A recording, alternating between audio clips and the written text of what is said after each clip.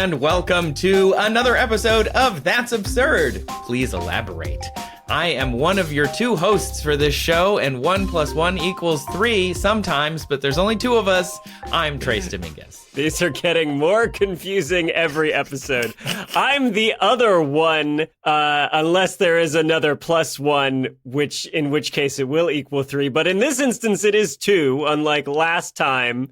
The N+1 of this episode number is 2, not 3. Anyway.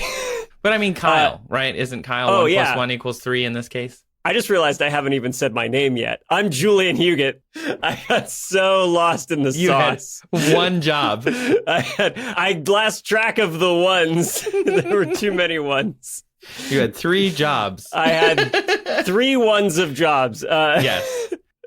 But I'm the other host of this podcast / train wreck about science and humor, where we take the most silly, ridiculous, absurd questions asked by you, the listener, and then we actually try and find an answer to it, dang nabbit. Yeah.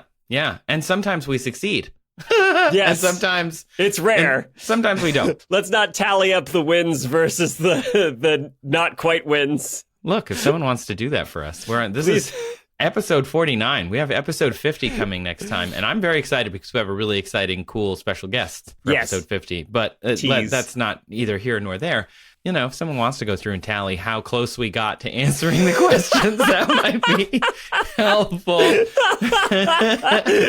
Pod 50, average of about 2.5 questions per episode, successfully answered. I'm going to go with 3. Overall total? Well, maybe you're right. If you want to submit a question to us, go down into the show notes. You can find a form there that you'll dump it right into our database. You could call us on the phone and leave a voicemail if you prefer to do that. You know, maybe you're not in the Gen Z, Gen Alpha, young millennial kind of area. Or perhaps you just want to shoot us an email or send us a message in other ways. There's a bunch of different things you can do, all down in the show notes. This show could not function without questions from you. So we thank each and every one of you who have sent us a question, because now, again, we're on 50 episodes and 2.5 questions minimum per episode, because sometimes we have guests. So we're coming up on 100 questions answered at least. We probably already hit it. Wow. Yeah. So we cool. must have. 100 questions attempted again. Yeah, attempted, really attempted. We are, well, I was going to say we're like the pole vaulters of the question, but that's maybe a too I think we're like that French pole vaulter. Yeah. I don't know. Look, we may not accomplish what we set out to do every time, but we still make a memorable thing happen. We fail spectacularly. Yes. In the truest sense of the word. In a way that is talked about. You're not really winning, when you listen to us, but you're still kind of getting what you want in a way. You know what I'm saying? I mean, I don't know, but sure, I think the pole vaulting analogy was perfect. Well, thank you. So, in each episode, if it's not clear, we answer a question from you, the listener. We try and find the science. And in this episode, Julian is going to go first. And Julian, what is your question? So my question comes from Kai, who asks, could we ever converse with animals?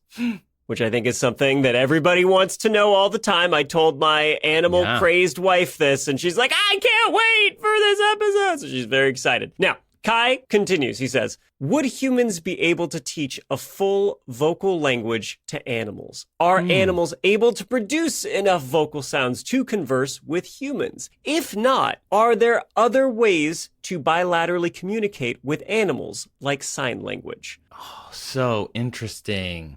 There's a lot to get into. There's so much to get into on this. I've done some videos on this over the years. I am fascinated to see where you go.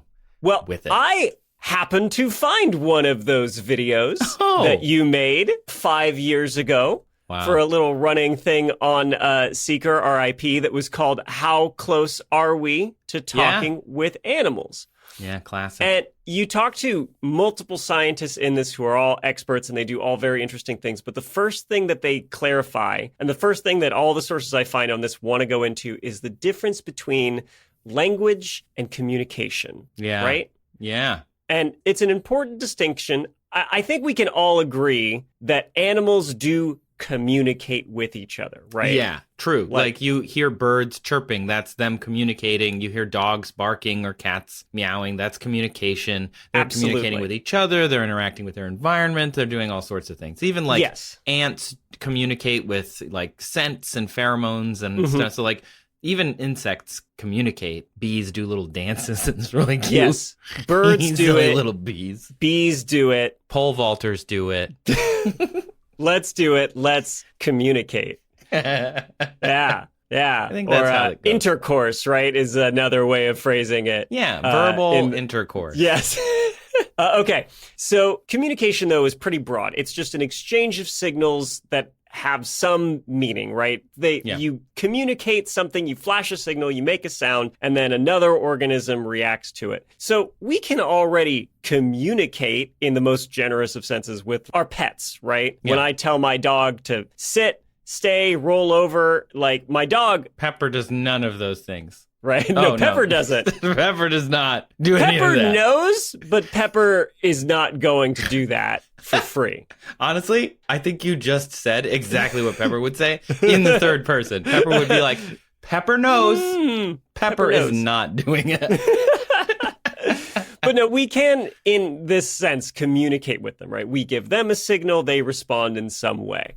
But that is not reaching the level of language. And this is where things get a lot hairier because the debate over what constitutes language and whether animals are capable of language rages on. You know, the idea, though, generally boils down to language is a distinct, organized pattern of communication. There's a near infinite number of combinations that you can create to generate new meaning, new entire thoughts, and it can be learned and also used voluntarily. So that's kind of the Webster's definition of language. But again, there's a lot of debate among scientists over whether animals are actually exhibiting language, with whether they really understand. Because the examples that I think most people will go to are our attempts to teach great apes some way of communicating with us. Coco the gorilla. Exactly. Famous. Coco was a gorilla that learned over a 1,000 signs in not American Sign Language. The researcher that worked with her called it Gorilla Sign Language because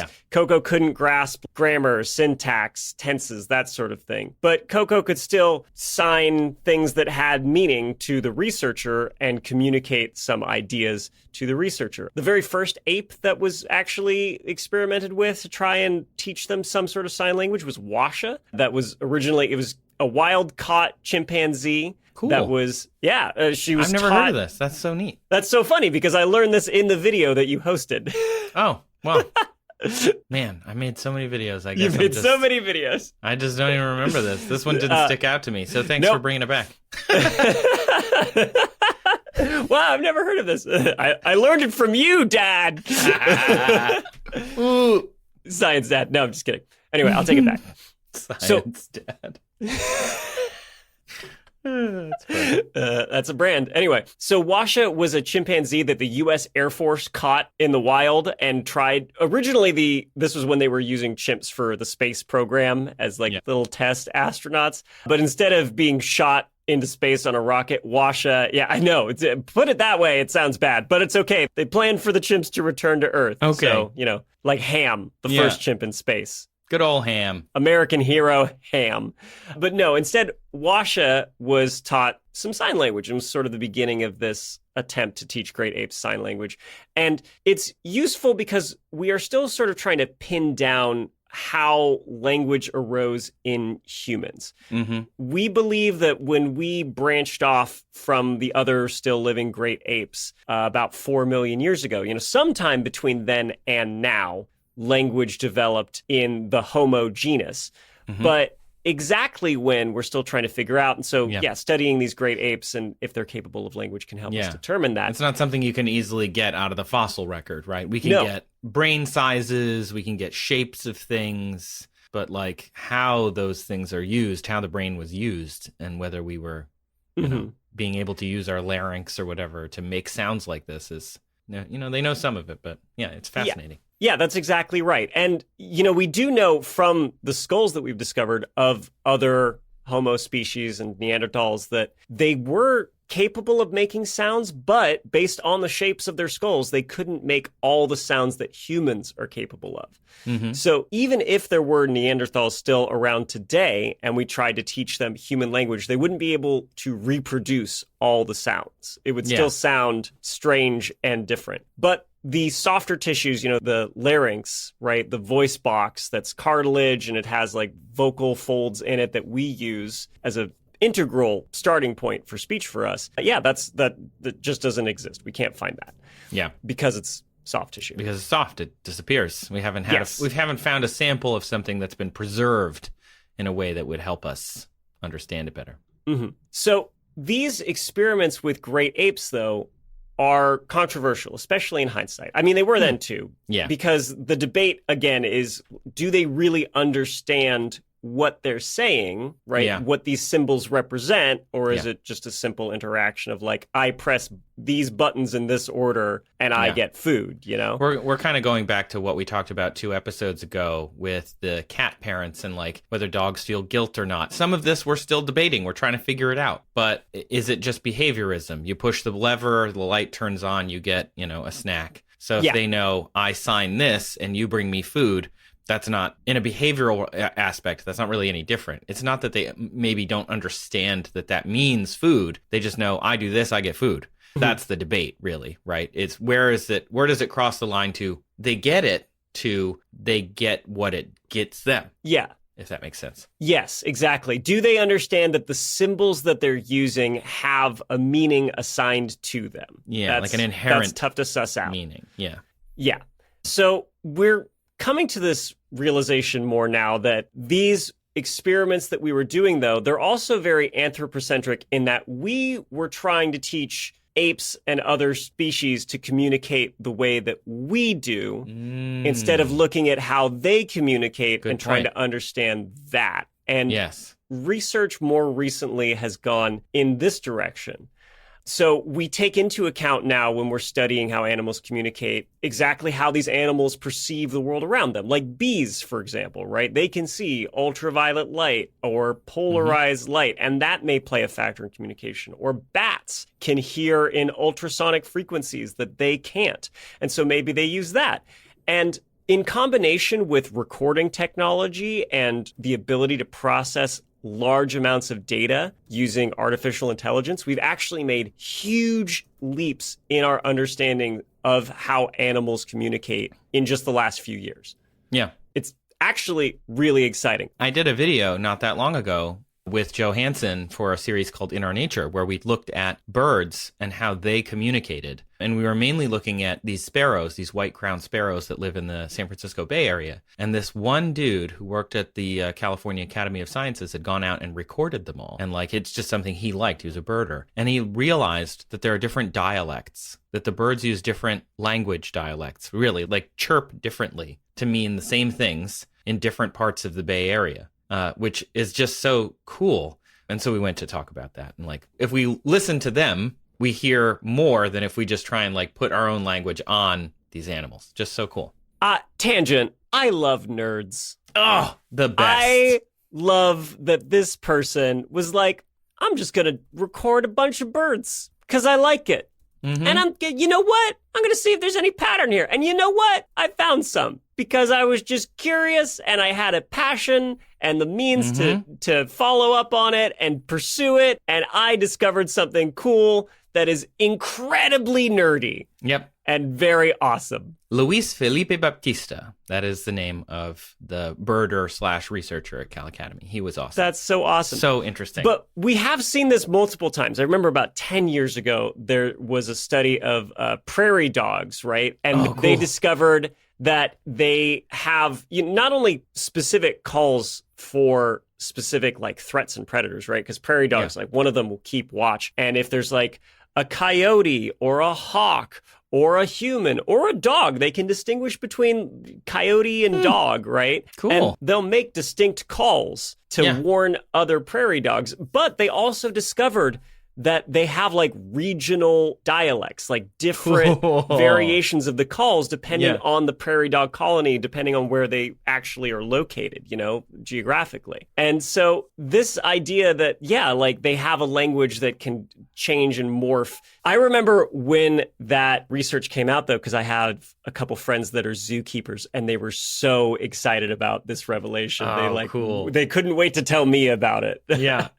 But we're also looking at how animals experience the world. And with the technology that we have, where we can record ultrasonic sounds or ultraviolet or polarized light, right? We're taking their behaviors and recordings of like videos of their environment at the time that they're actually making these sounds or doing some movements. And we're trying to decode the context of what they're doing to see if we can understand it better and actually be able to imitate it.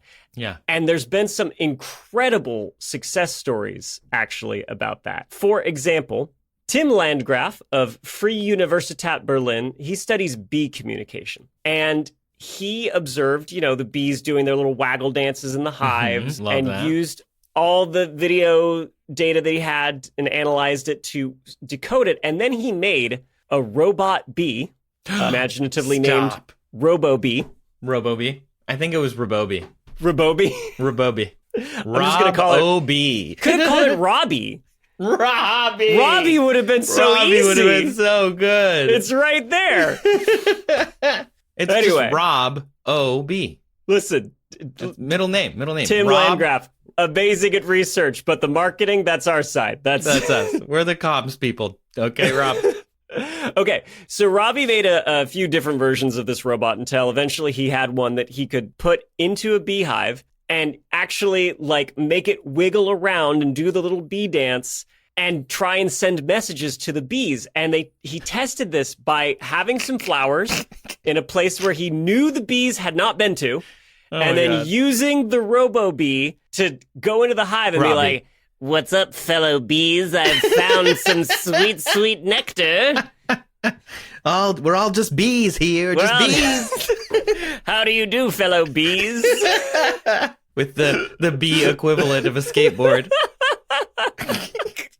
ACBC on a t-shirt. Dare to resist fake pollen. Anyway, so Robbie, cool guy Robbie blending in. Actually, Robbie. they're all females. Anyway, that should be a giveaway. Yeah. But so That's Robbie goes into the beehive. Robbie can be a girl name. That's fine. And tells the other bees where these flowers are that the researchers knew no bees from this hive had visited.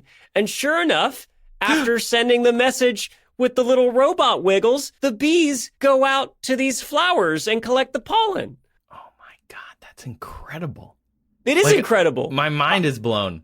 That's now, so cool. The first place my brain goes to, though, is how is this going to be used to trick me in some way in the future?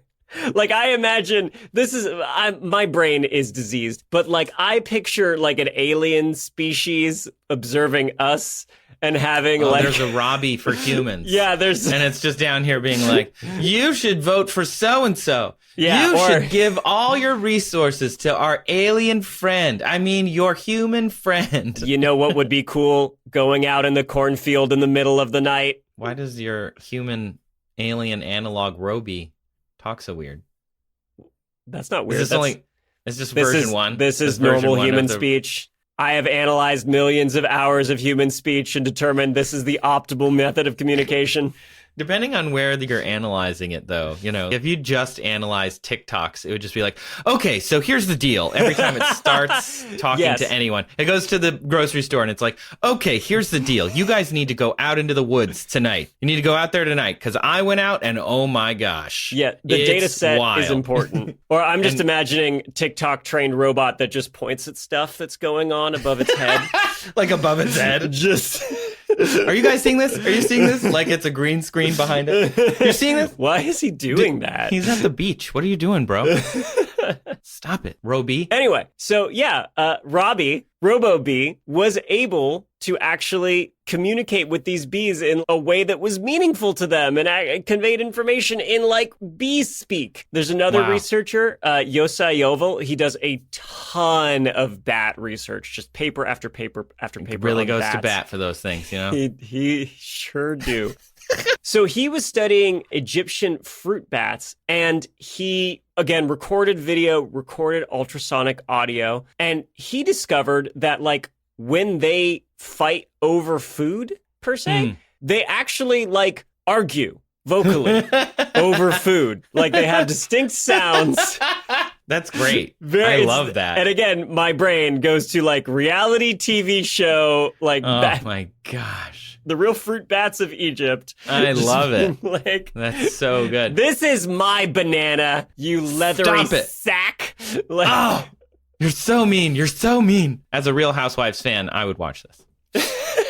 I know you love it. I know you do. Did you ever get in touch with the hosts of Tiny Matters about a Real Housewives? We have a text group. It doesn't happen very much because now Duboki has had her baby, so she's busy. But there was a minute there where we were talking a lot about Housewives of Miami and Housewives of New Jersey. And, I'm so glad you found your people. So they also have distinct vocalizations when they're communicating with bats of different sexes. They have individual names, basically. They're like signature calls that represent like specific bats. So there's an Aaron Aronson bat out there. There just might be, but it's probably more like Squeak Squeakinson. Like, so more like Kronk from one of the greatest Disney films of all time. Truly a cult classic. Squeak, squeak, squeaking. Yeah, and they found that mother bats, when they're speaking to their babies, they do like the mom voice, but instead of going higher pitch, they go lower pitch. Could I love them more? Yeah. I don't think so. That's great. Oh, bats. So sweet. So sweet. The babies, they learn to speak as well, like make these vocal intonations from communicating with their parents. And so they actually engage in vocal learning. Cool. That's neat. I learned all this. I have to give credit to, it was a Scientific American article by Sophie Bushwick, and she interviewed a professor from the University of British Columbia, Karen Backer, who wrote a whole book on communicating with animals about this in 2023. So a lot of these studies were described there. But most recently, the thing that I think excited the most people was a breakthrough in understanding how whales talk to each other. Okay, I hoped we were going to go here because I think this is the one you see in all the movies, right? Star Trek 4, the superior Star Trek film from the classic genres. Generations doesn't count. Don't come at me. It's a great film, but I wouldn't call it. That's a TNG era movie, okay? Even though it had classic character in it, doesn't matter. TNG movie. Trace, come back to me. You're lost in the Star Trek diversion.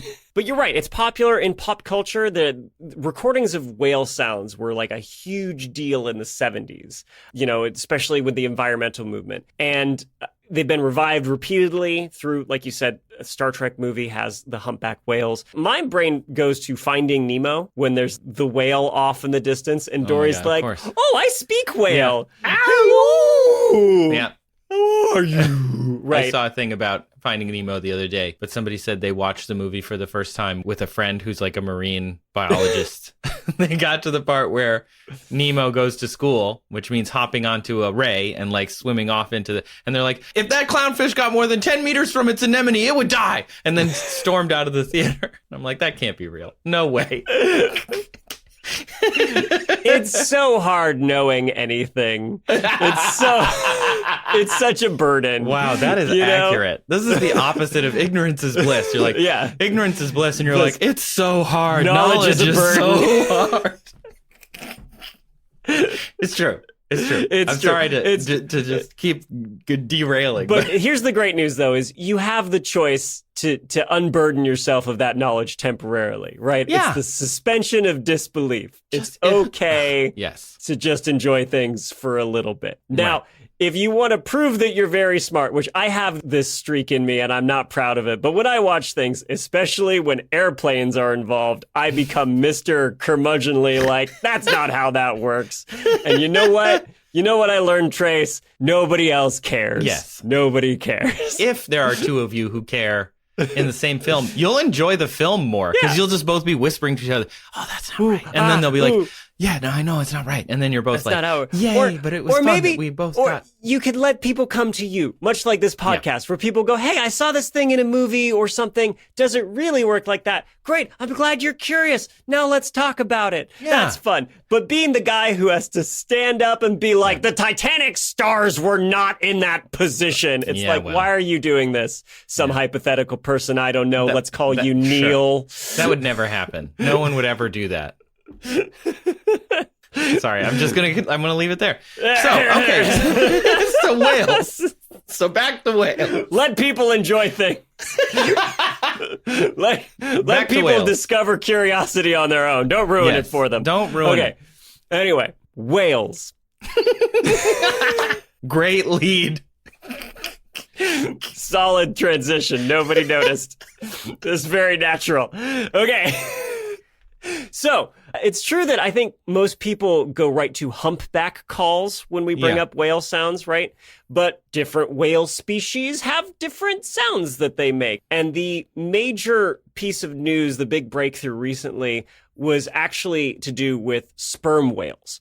So they don't communicate like that classic humpback ooh sound you're probably familiar with. Good whale speak. I wouldn't call my mom that, but okay. How dare you? Humpback knocks down my door, slaps me.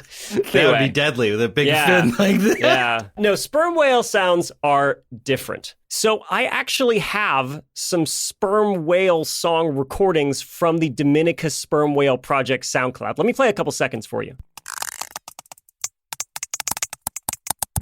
So there is a project called the Cetacean Translation Initiative. Project SETI has collected thousands of hours of sperm whale sounds, and it's like a crackling, poppling, rapid fire. It's like Rice Krispies, but more aggressive. Aggressive Rice Krispies. Yeah. Good band name. Good band name. Yo, I saw aggressive Rice Krispies last night. Oh. So good. Snap. Ha. Yes. So that's how sperm whales apparently communicate. Cool. And recently they combined the new wondrous powers of AI, neural networks, to parse all this data that they have and actually start identifying patterns. Cool. Originally, we used to think that sperm whales had 21 what are called codas. Kind of think of them as like the short bits of sound that can be put together to make longer phrases. Yeah. But the research, which was led by a PhD student at MIT named Pratyusha Sharma, she analyzed these sperm whale calls and she found that they actually have 156 distinct codas. Cool. That's way more. Way more than we thought. And even more than that, they have ways of changing them subtly, like the tempo and pitch and like stretching out certain sounds to affect the meaning. And she compares this to how we can have a single word, like what, but the context and how I say the word what changes the meaning. Like if you're talking to me and I just turn my head and go, what? I probably didn't hear you. But if you say something and I go, what? That has a totally different meaning. It totally does. Just like totally. What? Totally. What? Yeah, exactly. And so she found that... Dude. Sweet. What does mine say? What does mine say? Dude. Sorry, that's for the olds in the audience. We will elaborate no further on that. No, you must take this journey on your own. Okay, but furthermore, the codas have even more basic building blocks that make up the sounds, the clicks of the codas. They're like between 3 and 40 clicks in rapid fire. And they liken this to being a sort of phonetic alphabet even for sperm whales. So you have these phonemes, these smaller building blocks that build codas and these larger sequences of codas that build meaning. And so the researchers describe this as like being at base camp for deciphering sperm whale language. Cool. We've got sort of the most basic building blocks now, but we still have to do a lot of research on the context and how they're used and, regional differences and gathering all this data of like, when a new sperm whale comes back from like a long trip away, like how do the others react to it? What can we glean from these interactions? How do they use these codas to communicate with each other? So we're still a ways away from actually being able to derive what these sounds really mean and then being able to take those and communicate back with the whales. But it's not out of the question. It's getting closer. And thanks to these advances in recording technology and analyzing data using artificial intelligence, we're accelerating that process a lot. Yeah, that's cool. That's really interesting. Although, what do you think they would use it for? Let's say we figure out how to talk to whales. I was going to say, well, my first thought is something like that I feel kind of gross about, but, that we would have to do it. But where you could set up a thing underwater to be like, don't come over here. This is dangerous. Yes, exactly. And that would be good for the whales, but I feel bad that we would have to do that. Right now, it's worse, but it's still, Yeah, hitting them with boats isn't great. Honestly, this is an area that we are going to have to collectively work through of the ethics of understanding another animal's way of communicating well enough to communicate with them. Like, how do we use it in a way that's ethical? Because, your first instinct is like, oh, it feels almost manipulative, right? Yeah. But on the other hand, it could improve safety. And, sperm whales have been threatened since the 1800s, 1700s when they were, hunted almost to extinction. And so is it a net positive? Is it worth using this? The bee example, one potential use for robo-bee, which I will only call Robbie from now on. Yeah, I can't call it robo-bee for sure. Can we keep them away from crops that maybe have a lot of insecticide on it? So the bees don't accidentally, more accurately, so we don't accidentally kill a bunch of bees, right? Which we've done a lot. Yeah. I don't know what the answer is to those questions, but for Kai's question of could we ever converse with animals, it's looking more and more likely that that's going to happen in, I don't know when exactly, but I wouldn't be surprised if it's the next decade. Right. That we'll be able to at least give them some semblance of what we're hoping to say. I think the example that we're giving, just that we inherently come up with, is probably a motivator for many scientists who work with something like a sperm whale. It's just like, we need to be able to tell them to avoid this area where there's a lot of boat traffic because we don't want them to get hit by boats, or we need to tell them to avoid this area because of, just something that could be endangering them and we want to keep them safe, or, other reasons. That's just the first one we thought of. Maybe you have a different reason. Tell us if you do, because I'm interested to see how people would want to use this. So neat. The specifics of Kai's question, too, I think are really interesting because it's the nuance, though, of having that anthropocentric point of view versus, us meeting animals where they are and how they communicate. Because when Kai elaborates and says, well, will we be able to teach them our language, right? Right. The answer is no, right? They don't have the physical ability to mimic. It's like we said, even our close relatives that are now extinct couldn't make the full range of sounds. And there are some animals like, birds, some birds that can mimic human sounds, which I fell into a rabbit hole on that. It's really fascinating. They have a totally different way of doing it. Instead of having a larynx with vocal folds that close at the place where their air tract branches out into their lungs, there's like some soft membranes there, and they just going around the outside of it, and they just adjust the tension of the membrane to adjust the vibrations. And because it's right at that branch into their two lungs, that means that some birds can make two different sounds simultaneously, which neat. Is bonkers. And so, weird. Nobody's asking, can humans ever make bird noises? Well, not with our own bodies, because fundamentally we're different. Yeah. But the more general question of could we converse with animals using our intelligence and our technology, and by understanding how animals communicate using all that, we might be able to meet them where they are and communicate on their terms. Cool. Which I think it's actually really beautiful.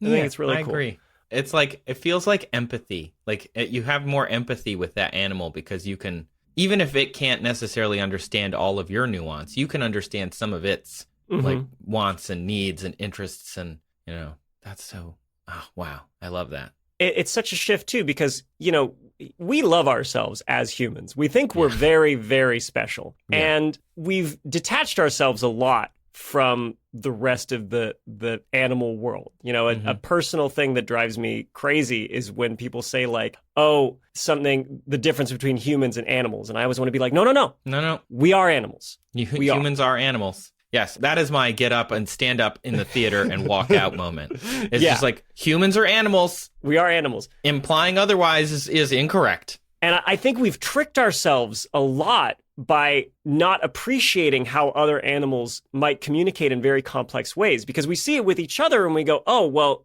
we are we're different, we're apart in some way. And we've got big brains, we're capable of learning. I mean, there's over 7,000 languages, and, plop a baby in the middle of any of those languages and raise it to adulthood and it'll speak that language just fine. We're very adaptable. We've got incredible brains, but we're still not separate. These other species out there still communicate and possibly even have actual language that they can use to communicate complex ideas. So this realization to me, it's beautiful in that way. And it's also humbling. It's such a reminder that we are not totally separate. We're not that different. Kai, I hope that answered your question.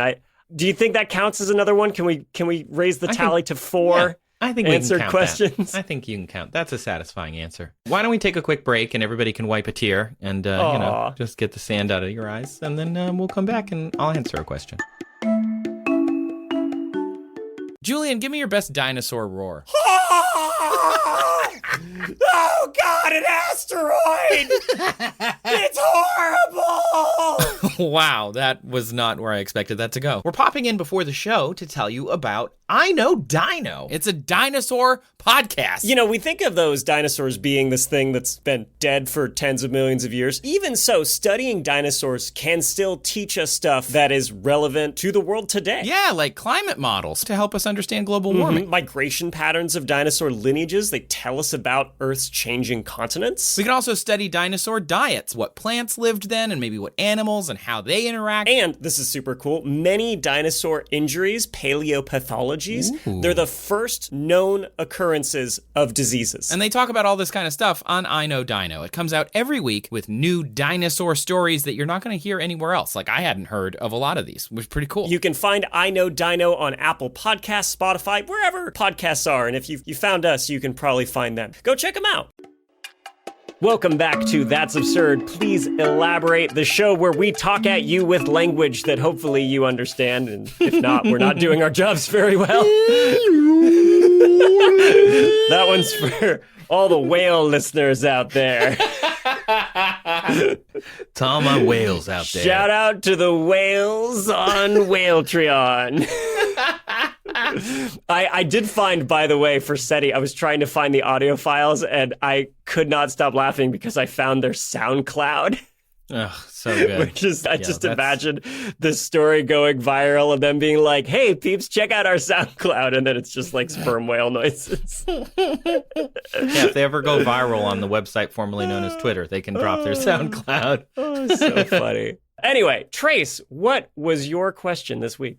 My question comes from Derrick, who says, if Earth was ejected from the solar system, how long would it take? And how would we perceive the effects from our vantage point on the planet? Oh, boy. Interesting, right? It's funny because the premise assumes that we just shuffle off for no obvious reason. But where my mind goes is why, right? Why would that happen? Derrick does elaborate. I thought of a cold, dead rogue planet wandering through space, and it has always intrigued me. I've always read if a planet star passed by the solar system, its mass might disrupt our orbit and cause planets to get ejected into space. But they never talk about how long that would take. Would it slingshot away quickly, or would it be a slow, gradual widening of its orbit? And from our point of view, would days or years get longer and shorter? How long would till we leave the habitable zone? He goes on with some questions. Really thoughtful question. Yeah, I think rogue planets are fascinating. You've heard of this concept before? Yes. I mean, I assume it's not like a planet covered in pirates, but more just like a big rock going through the unaffiliated with any stars. It's a planet that cannot touch any other planets or it absorbs their powers. I'm thinking, no, it's a strong, independent planet that don't need no star. It's... All the single planets. All the single planets. Just smashing through other planets. I'm into it. Song plays. I'm into it. Yes, that's a rogue planet is a planet just like any other one. It forms around a star somewhere, and then either the orbit doesn't work out and it flies off into the wild blue yonder, or wild, more dark yonder, I guess. And usually this happens because star system formation is chaotic, right? You got this accretion disk, it's just dust and gas, and things start to fall toward a gravitational center point, and that eventually will become a star. And stuff that doesn't fall all the way there because it's moving too fast, as more mass gathers in the middle, like when you're spinning in a chair and you'll pull your arms in, things spin faster. Conservation of angular momentum. Exactly. And so some of that dust will form into planets and, get bigger and bigger. Oh, this is over billions of years, of course. And so sometimes when that happens, these planets either don't get captured in the right way. They start to get so massive that they might be flung off by mutual gravitation between the planets, or perhaps, they get destroyed. Like they think our asteroid belt could have been a planet, but Jupiter was too close to it. And so it just tore it into pieces and became the asteroid belt. So star system formation, difficult, to say the least. Hard. Tough. Very difficult. And they don't grade on a curve. So this is where rogue planets would come from. But also what Derrick mentions, where a star, that goes by or nearby another solar system, could also be a black hole or other large gravitational body. They pass too close to it and the planets just get pulled away. Their orbits get messed up. My internet diseased brain goes to the meme of the guy checking out the other girl in the red dress walking by. Like he's the planet and he's already with a star, but then another star goes by. And you gotta like, make that meme so we can put it on our Instagram for this episode. Ooh. Julian, have you heard of the British sci-fi classic television show Space: 1999? I have not. Of course you haven't. Nobody has. It had 2 seasons, and it was very two British strange. Seasons, right? 2 So British seasons. 12 episodes total. It was the most expensive show that they had made on British television at the time. And the premise of the show, I've watched this show with my father on Laserdisc because my dad is a strange bird and really likes to watch weird stuff like this. So I've seen episodes of this show. The premise is there's a nuclear waste storage facility on the moon that is crewed by this group of British people, and it has an explosion that propels the moon off into deep space. It then goes through a couple of black holes, warps to other parts of space, and they're basically just on a giant planetoid spaceship. They are on a rogue planet, but it's not a planet based on I am going to fight definition. So hard the urge to contravene what I just said before the break about letting people enjoy things. But based on your description of the premise, like every inch of me is fighting to be like that. No. Yes. I'm going to swallow that urge, and I'm going to let you continue. You can come back to it. We're going to get there. I know exactly what you're talking about. We're going to come back to exactly why that is weird in many ways. But so I went and looked, and this is very funny and very much like both of us. I went and looked up and found this video from this channel called News, I think. Oh, yeah. What's the news? The News, where Amy Shiratitle presented a video. I know her. I worked with her on some YouTube channel. I forget the name now, but continue. And she said, we tend to think of a planet as orbiting a star. But according to a previous study out of the Osaka University in Japan, rogue planets are fairly common. 75% of all Jupiter mass planets might just be free-floating rogue planets. Huh. That's a lot. Like 3/4 of all of the Jupiter mass planets in our galaxy could just be free-floating, not orbiting a star. And in fact, another paper, 2 papers actually published in 2023, because that video came out a while ago, in the Astronomical Journal, they write, trillions of possible rogue planets could exist in our home galaxy. Trillions. And that was published on Earth Sky. That outnumbers star-orbiting planets, by the way. That's like way more than the number of around stars. That's a lot. That feels like too many to just be explained by accretion alone. They might have been like failed stars, quote unquote. But hey, you're still beautiful to me, you hot Jupiter. But you know what I mean? Yes, I do. I don't think it's all just like it spins off. I think it's probably mostly gravitational effects, stars that form near each other relatively cosmically, and those planets then get pulled away, or like you said, stars fail or burn out, and there could be any number of reasons why rogue planets exist. And even though Amy in her video for D News said that 75% of all Jupiter mass planets might be free floating, these newer studies in 2023 say that Earth-size rogue planets might be more common. Oh man. So I looked this up because I wanted to see, could a tiny little itty-bitty Earth-size, could that even be a rogue planet? And the answer is yeah, it could be. Which I think is really cool. I just feel like we're standing in the middle of a giant paintball match blindfolded all of a sudden. Yeah, we are. It feels a little worrying. I mean, I know space is big, but this also sounds like a lot of stuff whizzing around. There is a lot of stuff whizzing around. That is, I think, honestly, in Latin, if you put that in Latin, that would be the theme of JPL, or what is it, the Near Earth Observatory for asteroids. It would just be, there's a lot of stuff whizzing around. And then maybe, period, worrying? Ibi est multis of sepulctium volantum circum. Does that solve anything? That's just the crest of the... There's a lot of stuff whizzing around. There's a lot of stuff flying around. So, the nearest rogue planet to us, any guesses how... We know where it is. It's not that far. Any guesses how close? I'm going to give you 3 options. 5 light years, 10 light years, 20 light years. Where is it on that scale? Between 5 and 20, you think I'm going to be optimistic and say 20? No, it's 7. It's 7 light years away. It's called WISE, WISE -0855-0714. Really just sounds like a place you want to visit, right? Mm-hmm. Mm-hmm. It's 10 times the mass of Jupiter. It was discovered in 2014. Oh. Yeah, really nice spot. Really warm. So in 2027, they're going to launch the Nancy Grace Roman Space Telescope, and it's designed to learn about dark energy, but also look for micro-lensing exoplanets. So that's how they discover rogue planets typically, is through micro-lensing. Do you know what micro-lensing is, Julian? I'm sure. Yeah, it's when you take a small amount of lensing, not enough for the full... Yeah.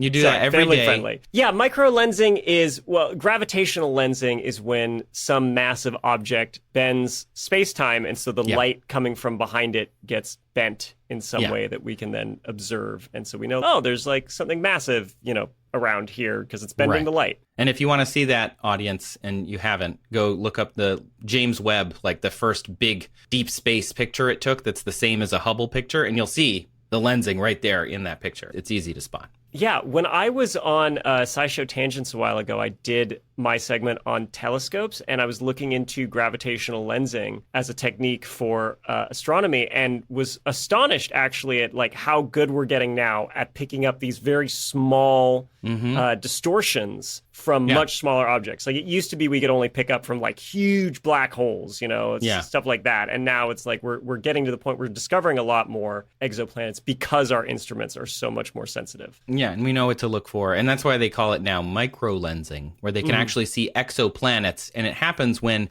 things line up, essentially. So if something lines up, 2 of them are in the same line, relative to us, that would provide slightly more gravitational lensing than when they're not in line. So they can see the mass of the thing. If they know the mass of the star and a planet lines up in front of it, they're like, it's 5% more or whatever. They can use math and determine, there's a little bit more gravity. That's how big that thing is that just passed in front of that star. Interesting. And so they can end up doing that. And they can do that with rogue planets by looking out into space and finding these micro-lensing situations in front of all sorts of different stars and all sorts of different things, which is just super awesome. So let's go back to kind of us becoming a rogue planet, right? Now that we know what they are and how they form and all of this stuff. A guy named Paul Sutter he's an astrophysicist at SUNY Stonebrook, actually wrote a piece for space.com exactly about this, how this happened. So I borrowed heavily from him to kind of get a good foundation. There's this thing, though, maybe you've heard of if you are anywhere on Earth in the last year, called the 3-body problem. It's a television show. on And the book Flixo. series. And a book series. Paul also tags this in his space.com piece because 2 things orbiting each other is easy to calculate. 3 things orbiting each other is chaos, literally. There's no literal easy chaos. way to model it. We have no, and so that's how a lot of rogue planets happen. It's Yeah. 3-body problem. Essentially, 3 things are orbiting in the same area, and one of them gets thrown away because the universe prefers balance and simplicity over chaos. And so it will throw one of those things out and become a 2-body orbiting system. And so we're in a stable system currently in our solar system, have been for a long time. Very lucky, glad. Mm-hmm. However, if a neighboring star were to wander too close to us, or vice versa, we wander too close to them, though that's much less likely, the orbit of that star could pull us in such a way on our planet, as well as the other planets in our system, to speed up our orbit. And if this happened, say a very slow-moving star were to come by our solar system, it could elongate our orbit, essentially. It just speeds us up. We could end up getting like a gravitational boost from that star being close enough to us. I like to think of it like if you're holding something on the end of a string, you're just letting that string out a little more and a little more and a little more while you spin it over your head. Right. And if you let go, it flies in a straight line. You know, that's how physics works. It doesn't curve around like you might think intuitively. It just, at whatever point you let go, it goes in a straight line from there. Right. So gravity is, in this analogy, the string. It's holding us. The sun is us, so we're spinning it around. If, for some reason, the planet were to move fast enough that the string breaks, and that speed for our planet, the escape velocity of our sun, is calculated by a formula. The escape velocity, v little e, equals the square root of 2 with the gravitational constant, the mass of the body you're escaping from, over r, which is the distance from the center of mass. That's just to calculate the escape velocity itself. And what we end up with is about 42,000 meters per second. That's fast. Quite fast. Yeah. Right now we're going about 30 kilometers per second. So 30,000 meters per second. About 30 kilometers, so we can make the numbers smaller. That's about 18 miles per second or 67,000 miles an hour if you want, English system, yuck. So we need to go about 40% faster in order to break out of where we are now, to get away from the sun. So to speed up the Earth by 40%, Julian, when we were talking earlier about Space 1999, Yes. is this why you were upset? I mean, there were multiple things in the, like nuclear storage on the moon, then that nuclear storage just spontaneously exploding. Yeah. And then black hole travel. There were it felt like a test of trying to get me to react to to something, One thing on top of another? Yeah, just trying to keep it together, but my eye starts twitching. I'm like, all right, okay, all right, yeah. So the thing that bothered me about it is the amount of nuclear explosion you would need to move the moon. Yeah, and the question was about the Earth, right? Yeah. So we're not even talking The Earth yet. So the mass of the Earth is 5.972 times 10 to the 24th kilograms. Got it. It's a lot.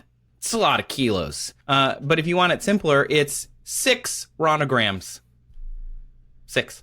Who's Ronograms. Ronna Graham? Ronograms. It's a new SI unit. It was voted in 2022. It's a 6 followed by 27 zeros. Oh. It's a ronogram. Oh, okay. I thought it was a person. There's like a kilogram and then like a whatever goes above the kilogram all the way up to ronogram. Okay, gotcha. Yeah. And then, this is a really big, heavy unit. Makes things So it's easier six, when you're looking at six big stuff. Ronnas. Yeah, 6 RGs, ronograms. So 6 followed by 27 zeros. So the formula to calculate how much energy we would need to impart to the Earth in order to speed it up by 40% is delta E equals 1/2 of the mass times the delta V squared. So the mass is, 6 ronograms. The delta V is 12,000 meters per second. Basically, we require about 103.25 quadrillion megatons of energy, or 4.32 times 10 to the 32 joules. And I converted that to around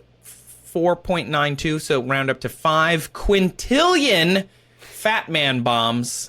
Oh, So 5 I don't think we'd survive. quintillion in order to make the Earth go faster. That's a lot of energy. No kidding. So what Sutter wrote in this article about, could we become a rogue planet? I mean, yeah, sure, technically yeah, sure. But after 4.5 billion years, we've orbited the galaxy, I can't remember, it's like a dozen times or something, 20 times, like 10 times or something. We haven't encountered anything that would cause any trouble yet. We probably won't any time that it will matter to us. Mm-hmm. So not something to actually lay awake at night and worry about. But let's take the premise from Derrick, right? Let's myth bust this and go all the way to blowing stuff up. So, since gravity's influence is technically infinite, let's say that somehow we drop a black hole and just start pulling on the stuff in our solar system. We drop it in such a way that eventually it accelerates us to 42 kilometers per second. We are now moving away from the sun a little bit more every year as we're speeding up. And Derrick asked specifically about the habitable zone, also known as the Goldilocks zone. Every star has a habitable zone. It basically means the place where liquid water could exist on a planet that orbits that thing, right? Right. The habitable zone of our sun is debatable. Everybody it's not like there's a specific metric. It's more like probably a bit less than where we are now to quite a bit more than where we are now. Mm-hmm. So, maybe 0.95 AU all the way up to like 1.7, 1.5 AU. And for people who may not know, an astronomical unit, or AU, is the average distance that we Earthers are from the sun. So they just made that a unit, which I really appreciate. Makes things easy. Yeah. So if we were to say drop a black hole outside of our doorstep, it wouldn't just affect us. I think that's something that's important to note. It wouldn't just be like, Earth gets pulled and nothing else is falling toward this thing. I was worried about that. Go on. Yeah. So if you think of gravity more like a saucer or a funnel, a big black hole is more of like a really steep slope, and the saucer is more like a very light object. But everything going around the sun would be affected by this gravitational topography. So it's like fighting away and rolling back down the hill, and fighting away from the hill and rolling back down the hill and fighting way back up the hill, as if it were like going up and down the edge of a saucer. But just for simplicity, let's just say, we're going to do some physics problem assuming. We're going to just assume the Earth is suddenly going faster, right? It's just easier than trying to say like this could happen. So now we're moving 42 kilometers per second, 18 miles per second. Ew. That's 2.5 times faster than Voyager was moving.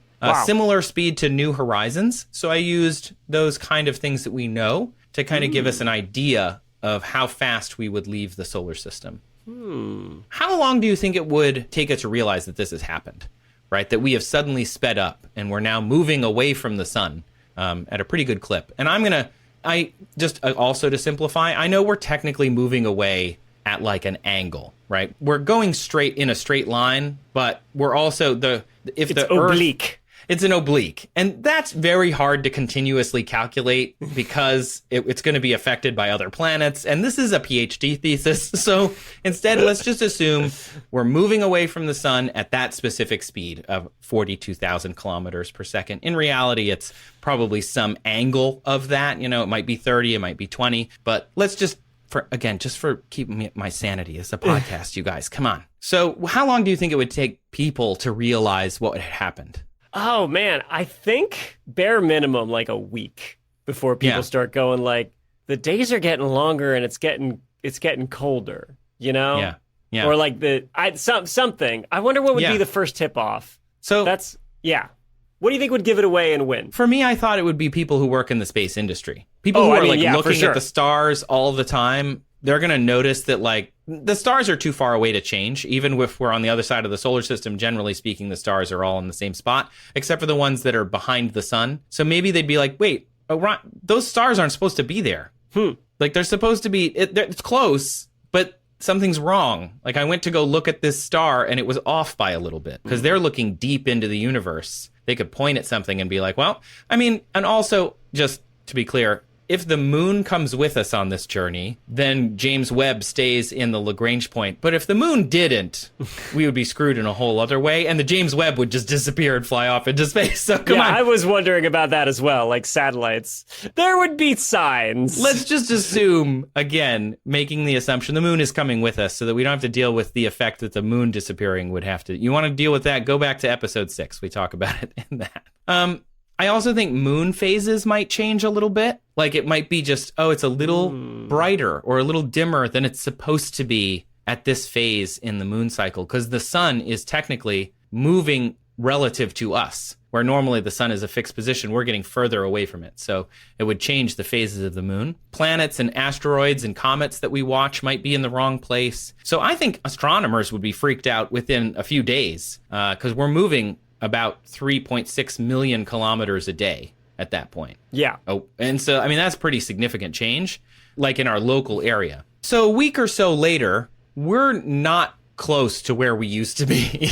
If you think of sunlight, the amount of power the sunlight is giving us now, we get about 1,000 watts per square meter on the equator. Mm-hmm. So every day we'd be losing 20 watts of power at peak. So we would notice pretty quickly. Yeah. Mars's orbit is about 1.5 AU. And again, I know we're moving at an angle, but let's assume, just for simplicity, we would reach Mars's orbit in about 3 weeks. Okay. Yeah, that's bad. That's bad. So we would go from 1,000 watts per square meter at the equator to what Mars gets, which is 590 watts per square meter.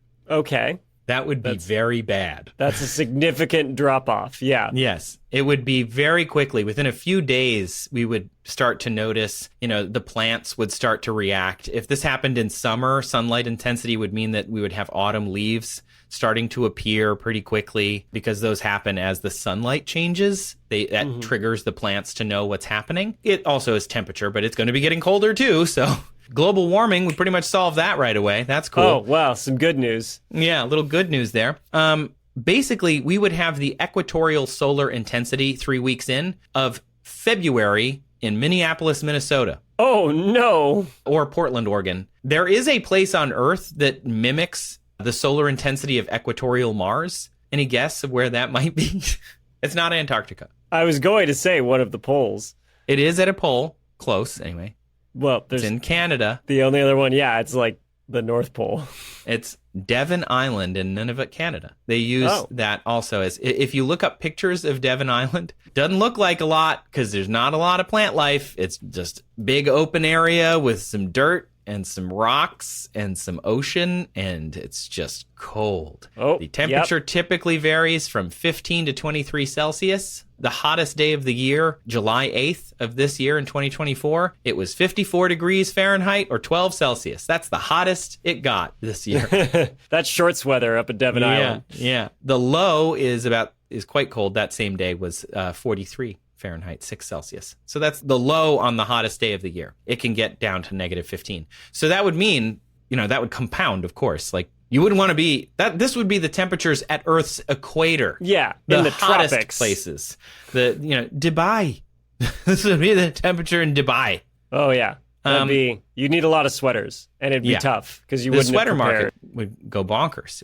Sweater futures would be way up. Invest all in of sweaters. Futures would be not great, but sweater futures. I wanted to also think about weather. So, like, the sun drives a lot of our tides, as does the moon. So if the moon is with us, we still have some tides, but solar tidal forces would be less, obviously, because we're further away from the sun and we're continuing to get further away. We're also getting less solar warming, so that drives a lot of our weather systems. So fewer warm updrafts, the jet stream is going to break down, the currents in the ocean are going to change or break down, less warm, moist air being evaporated into the atmosphere to create rainwater, and it's just, collapse of the weather system, which means collapse of the farming system. And all of this, by the way, Mars is technically in the habitable zone of our star. So we're still in the habitable zone, Derrick. We're still in it.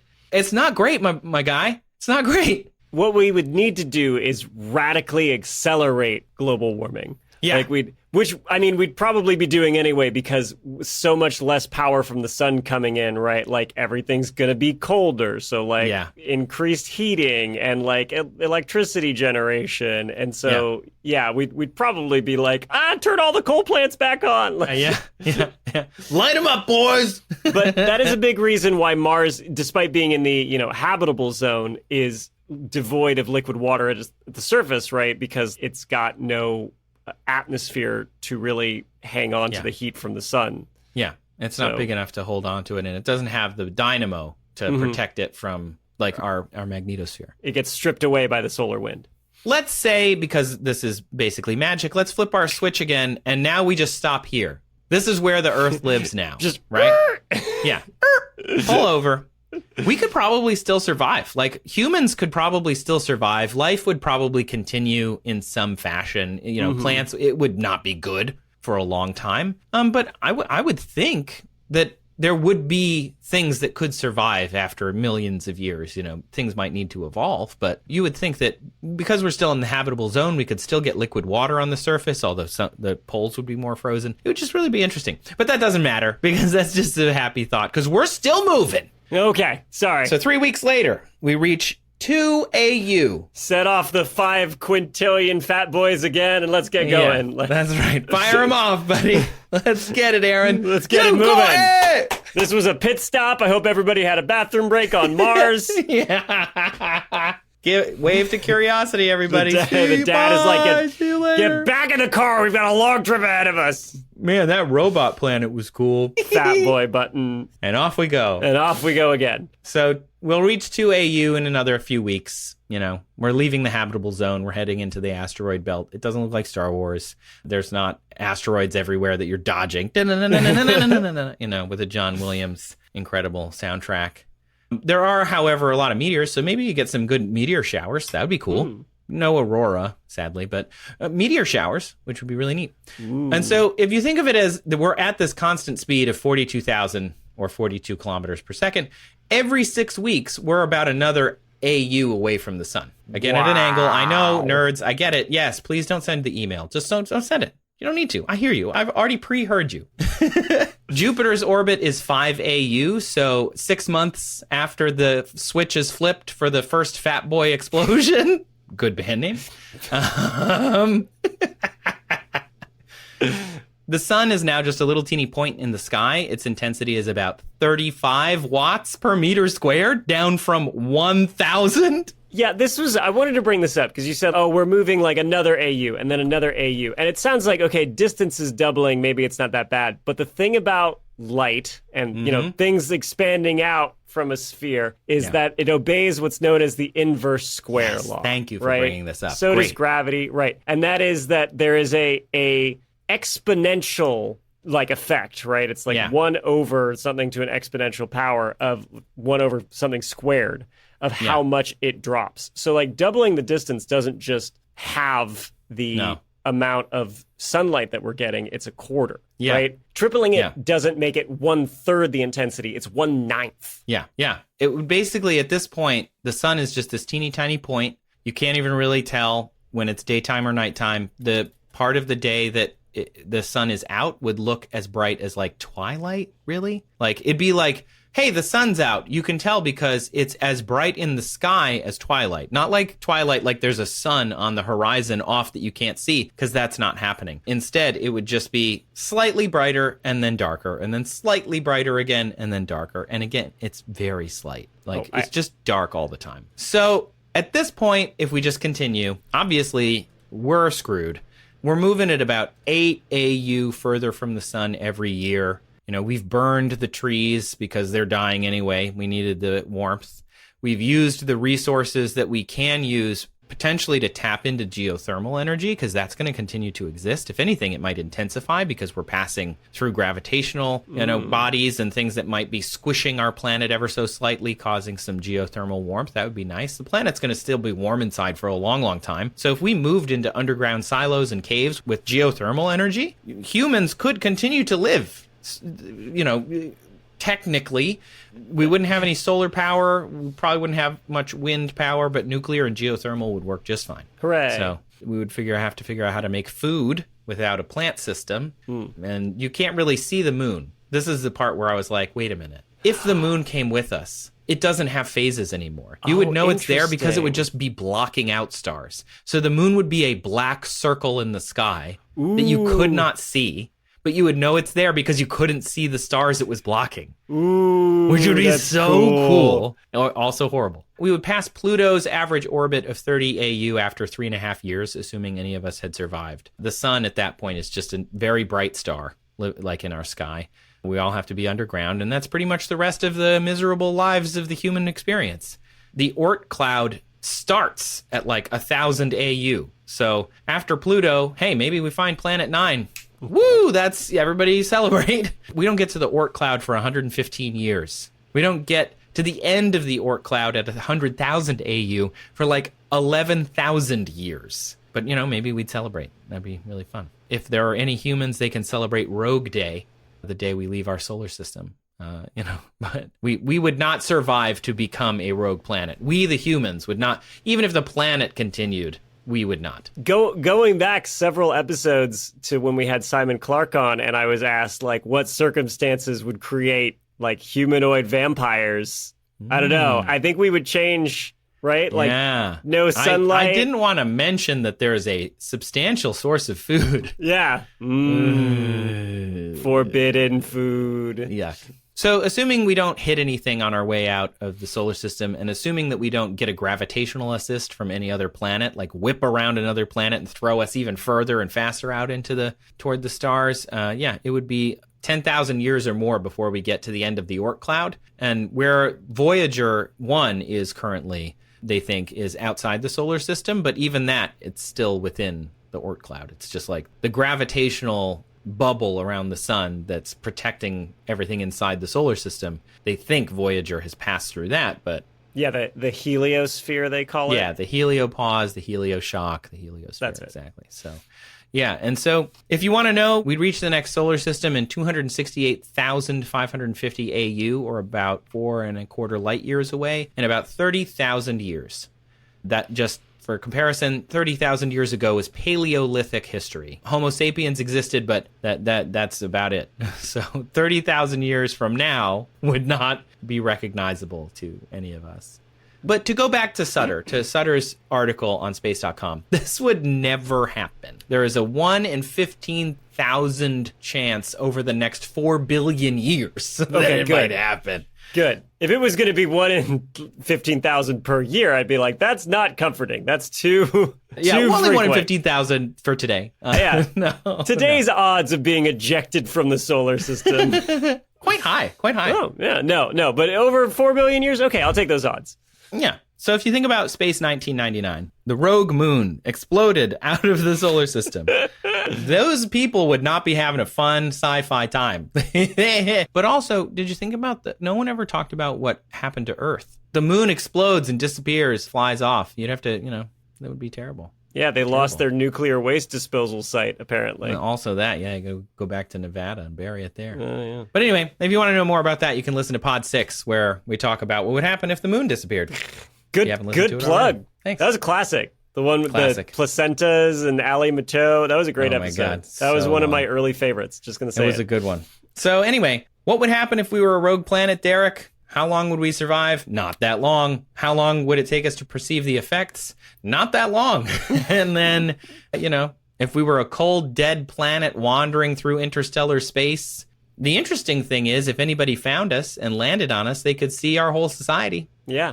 Because it'd just be cold and frozen. Or, we develop into a society that's very cutthroat and, hardy and doesn't live long, but with some grog and some good sea shanties. So many sea shanties. Yeah, for sure. We managed to pull through because sea shanties will get you through the hardest of times, as we've learned.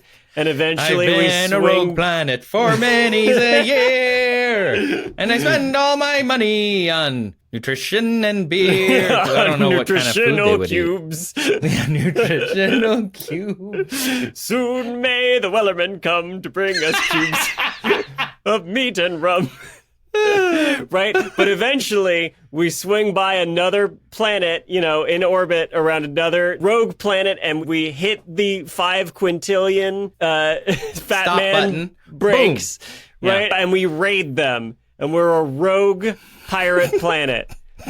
My original assumption, I'm going to take this to mean that it was correct. That we'd be a roving pirate society. Rogue Planet Viking Society. Excellent band name. Excellent band name.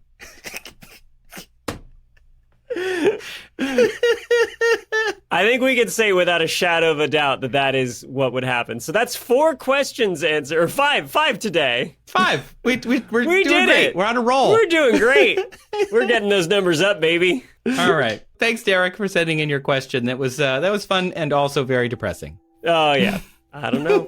Rogue Pirate Society, let's do it. Well, that is going to do it for this episode. We have to thank our question askers for this week. My question was asked by Kai. And mine was by Derrick. Thanks, y'all. And we also must acknowledge our new Patreon subscribers. Woohoo! Woo! If you haven't joined our Patreon yet, you can join. There are links in the description, and it supports every episode of this show and making more cool stuff. Yes, and you'll be able to vote on questions that we tackle in the future. So even if you're not submitting questions, you can still participate in the show. Woohoo! Yay!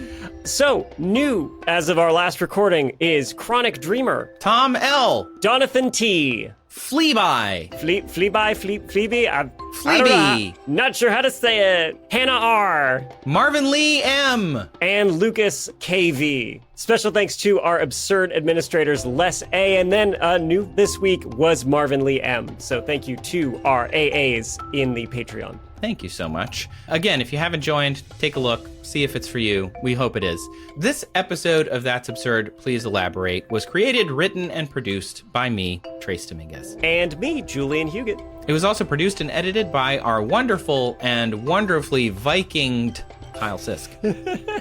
Special thanks to listeners who submitted questions featured in this episode. Again, that was Kai and Derrick. If you would like to submit a question, look for the form in our show notes, or you can email us at hello@that'sabsurdshow.com. You can visit that website, that'sabsurdshow.com/ask, or you can call us on your cell phone, telephone, 302-TAPE-SHOW. That's 302-TAPESH.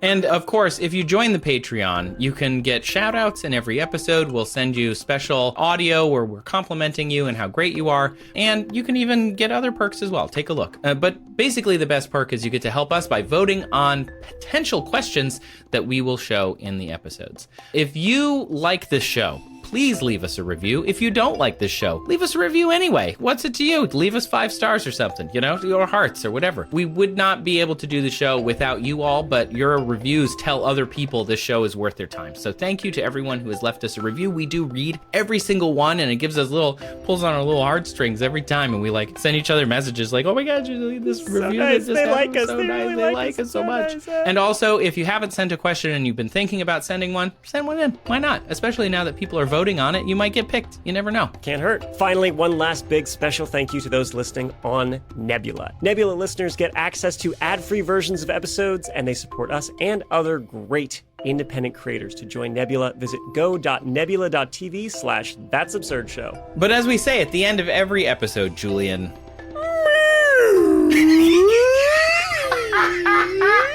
we are Viking.